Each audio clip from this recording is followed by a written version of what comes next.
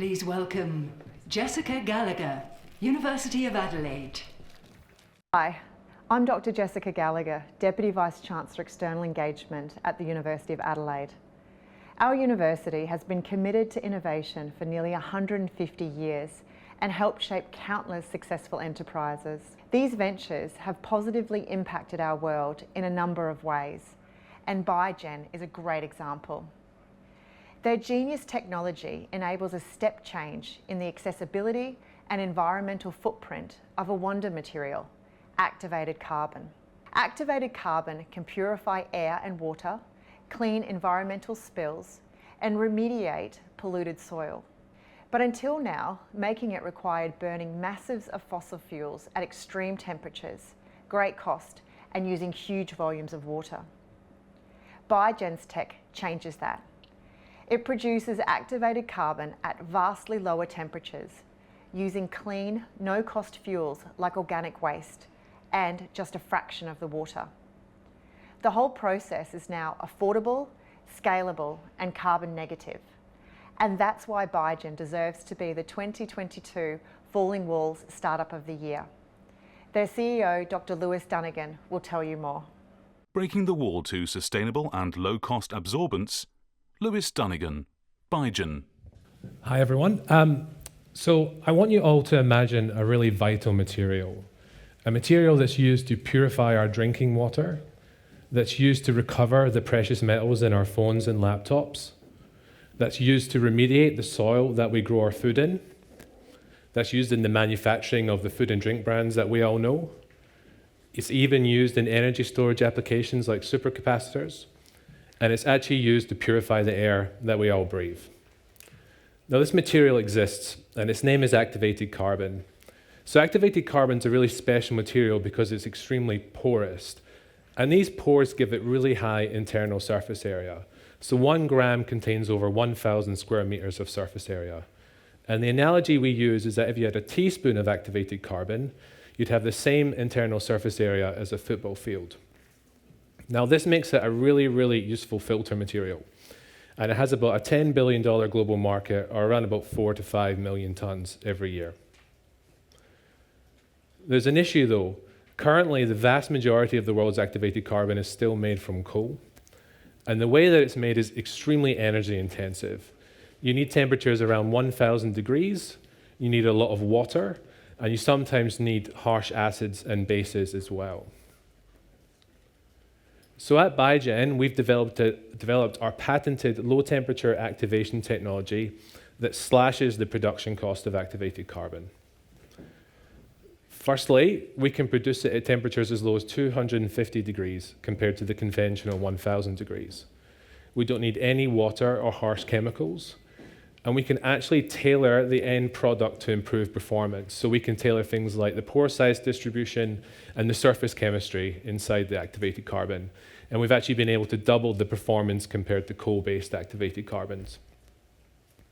We also slash the capital costs of equipment.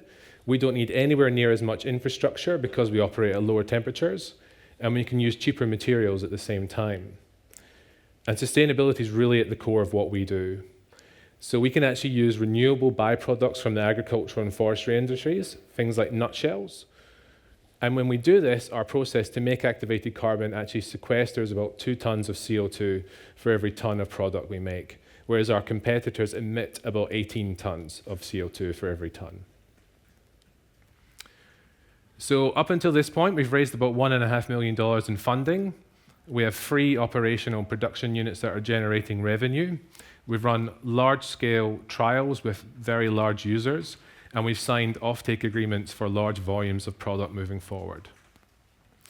And we believe that our current series of agreements in pipeline will get us to $50 million a year in revenue within the next few years.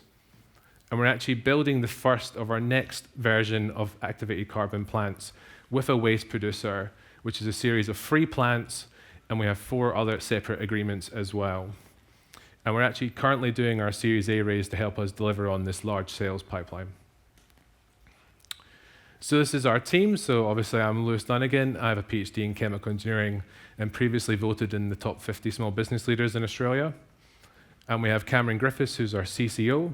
He's held senior sales positions in large water treatment companies. And we have Mitchell Taylor, who's our R&D chemist, and Catherine Shee, who works in sales and marketing with us.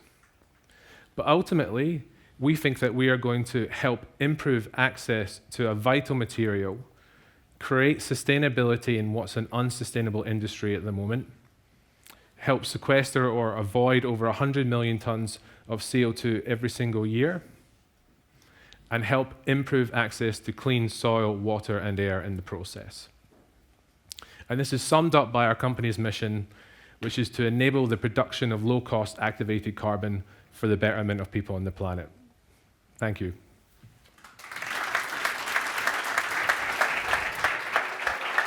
Wonderful. Let's jump into the 4 minutes question session now, and I'm checking, and we're going to start with Anna here on the first row. Thank you to have the 4 minutes timer. Thanks. Thank you very much. Huge impact if you substitute biochar for activated carbon. The question is about why you, because there are a lot of companies working on biochar and activated carbon, so what do you do different? So biochar is, I guess, a separate product. So there's 2 steps to making activated carbon, and that's been around for 100 years. The first step is pyrolysis, and then the second step is activation.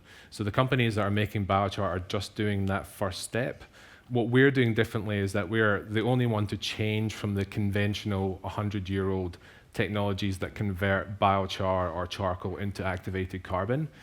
And our advantage there is that activated carbon's a very well-established market with lots of users, and it's worth $3,000 a ton compared to maybe a few $100s a ton for biochar. So it's a separate product. There's a little bit of crossover, but ultimately there's another step, and that's where our technology is. Mm-hmm. Next question, Hemai, please. Can you say anything about your actual technology or what your innovation is?